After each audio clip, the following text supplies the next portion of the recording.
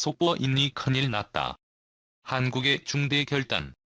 CJ 의혹이 인도 거부 한국 중대 결단.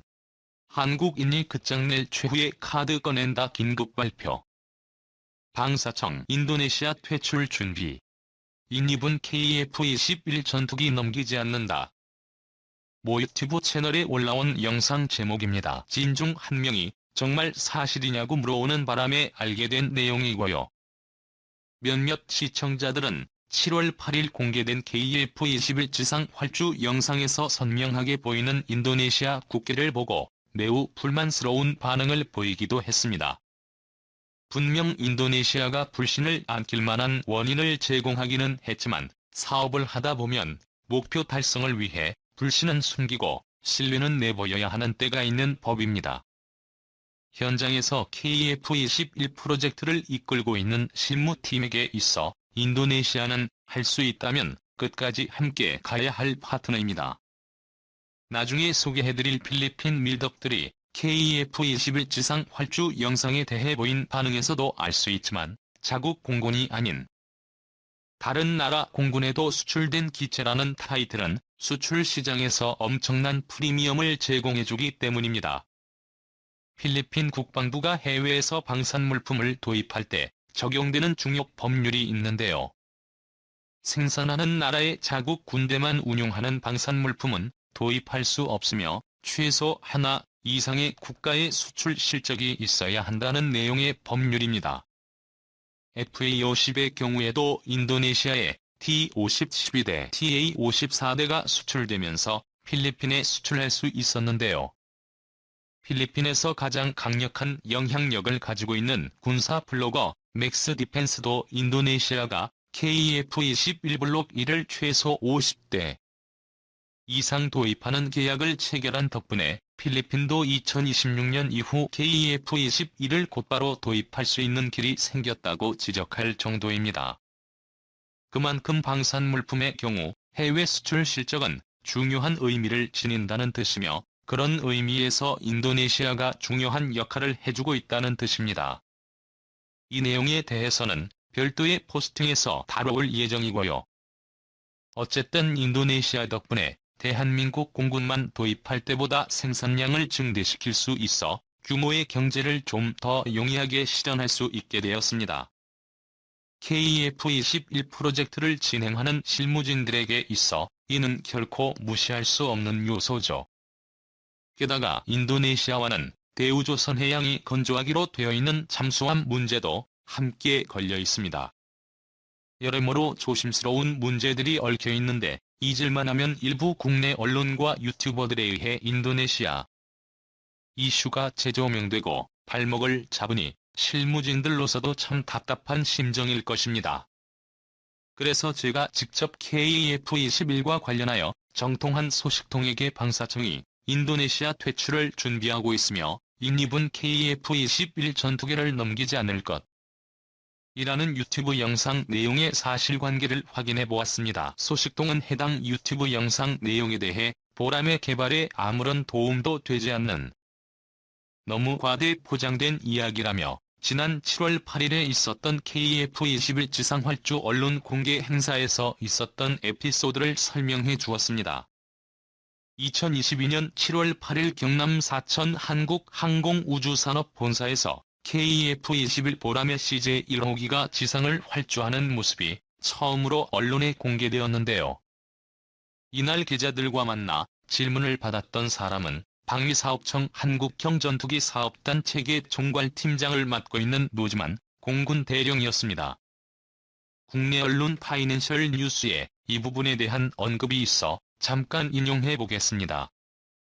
KF-21 공동개발에 참여하고 있는 인도네시아 측은 총 8조 8천억의 개발 비용 중 1조 6천억 상당을 분담하지만 자국의 경제난 등을 이유로 분담금 가운데 30%가량인 약 4,800억 상당을 현물로 내고 싶다는 입장으로 알려졌다.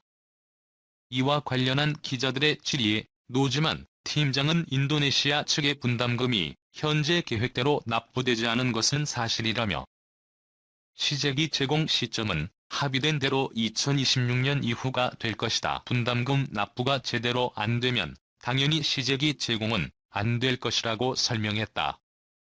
기사 내용에도 나와 있듯이 인도네시아가 분담금을 납부해야 할 마감 시한인 동시에 KF-21 CJ 5호기를 인도네시아에게 넘겨줘야 할 시점은 2026년입니다. 분담금 납부가 지연되어 시제기를 주느냐 마느냐를 논하기에는 시간이 아직 많이 남아있다는 것입니다. 노지만 팀장은 분명히 그런 취지로 이야기를 했지만 일부 언론과 유튜버가 마치 방사청이 금방이라도 인도네시아를 KF-21 프로그램에서 퇴출시키고 시제기마저 인도하지 않을 것처럼 보도를 한 것입니다. 개인적으로는 노지만 팀장이 좀 덜 직선적인 노련한 화법을 구사했으면 좋았겠다라는 아쉬움도 있습니다. 이슈를 만드는데 목말라 있는 언론과 유튜버들에게 있어 적절한 요리 재료를 던져준 것이나 마찬가지 결과가 되었으니 말이죠. 현재 다수의 인도네시아 기술진들이 2명의 인도네시아 공군 파일럿들과 함께 사천에 와서 교육을 받고 있을 만큼 KF-21 프로젝트에 있어 인도네시아와의 협력관계는 여전히 활발하게 이어지고 있는 중이라고 소식통은 알려왔습니다.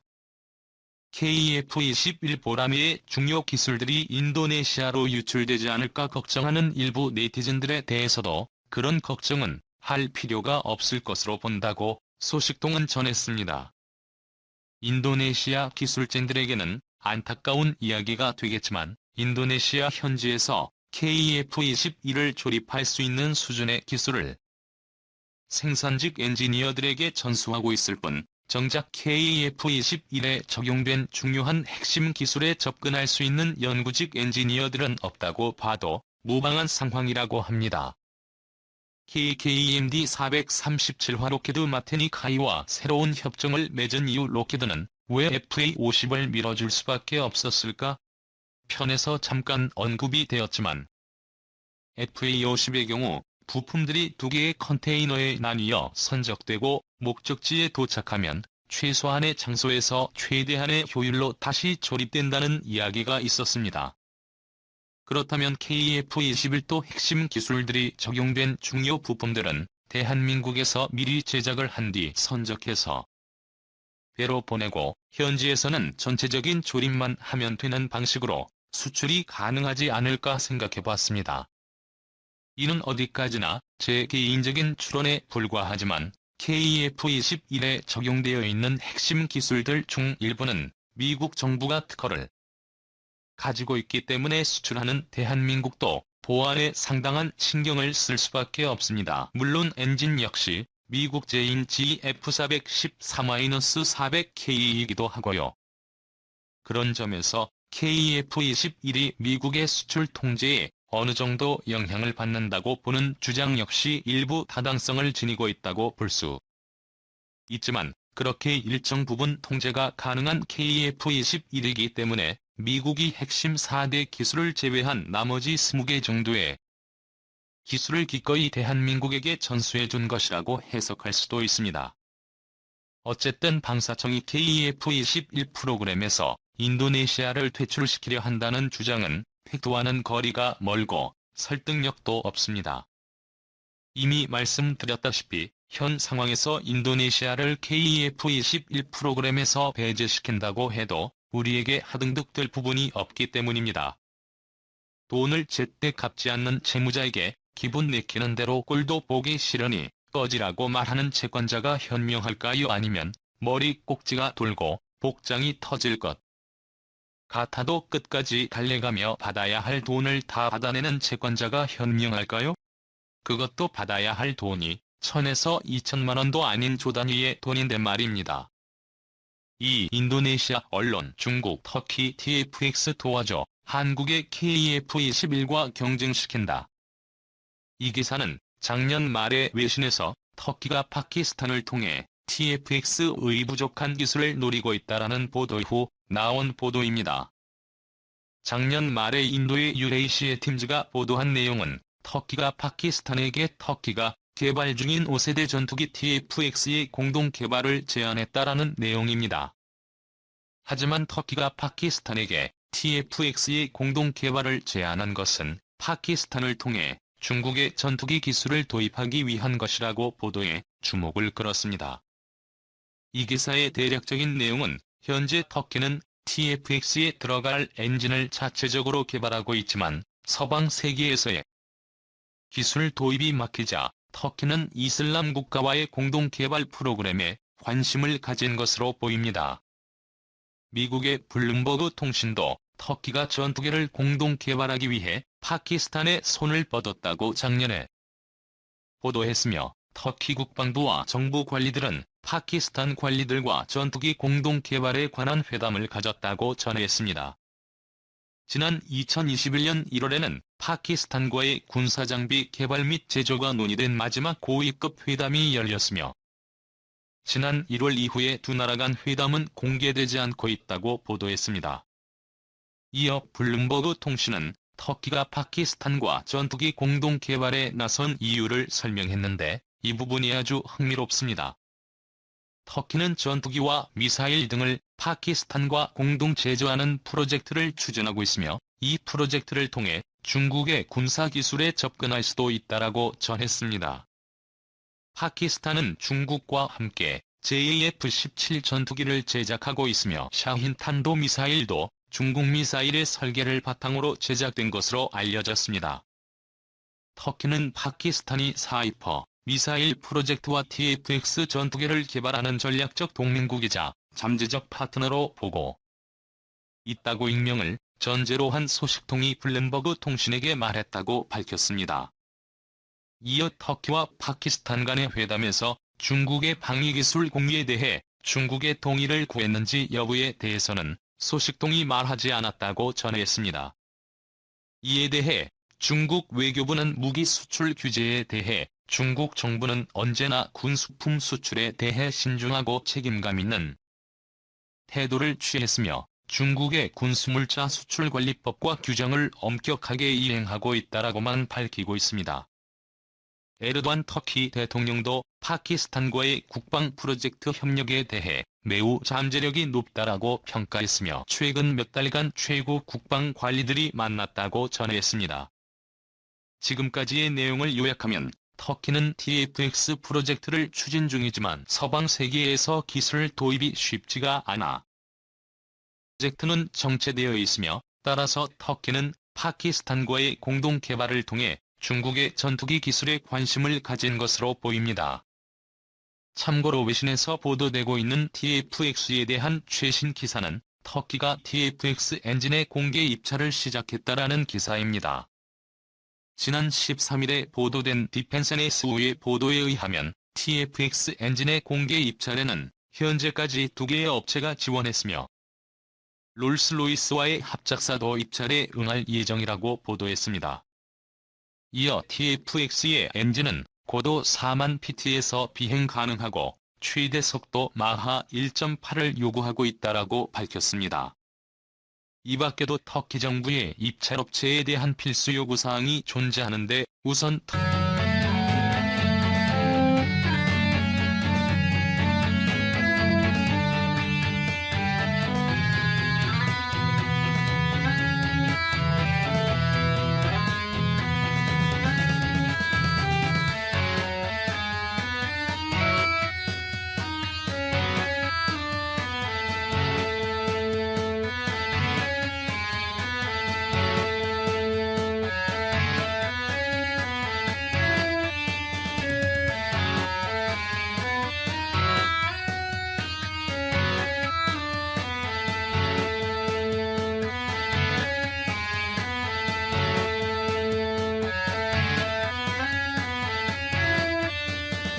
지적재산권과 라이센스 문제는 롤스로이스사와 같은 문제를 야기할 것으로 전망했습니다. 영국의 롤스로이스사는 2017년에 터키와 TFX의 엔진을 개발하기 위해 1억 3,900만 달러의 계약을 체결했습니다.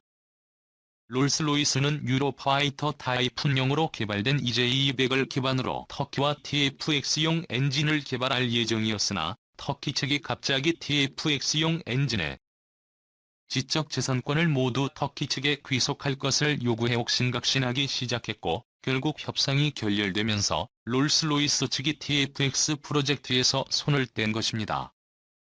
이후 터키는 해외 제트 엔진 생산 기업에 대해 TFX 프로그램 참여의 문은 열려 있다고 말하는 등 전투기용 엔진 공급처 확보를 모색했으나 롤스로이스 때와 마찬가지로 공동 개발하는 엔진의 수출 제한 없음과 개발된 엔진의 지적 재산권은 모두 터키 귀속을 조건으로 내밀어 이러한 조건의 엔진 기술을 제공할 기업은 나타나지 않았고, 일단 국내에서 라이센스 생산하고 있는 미국산 엔진인 F-110으로 개발을 진행하려 했지만 이 역시 미국의 압력으로 불발되었습니다.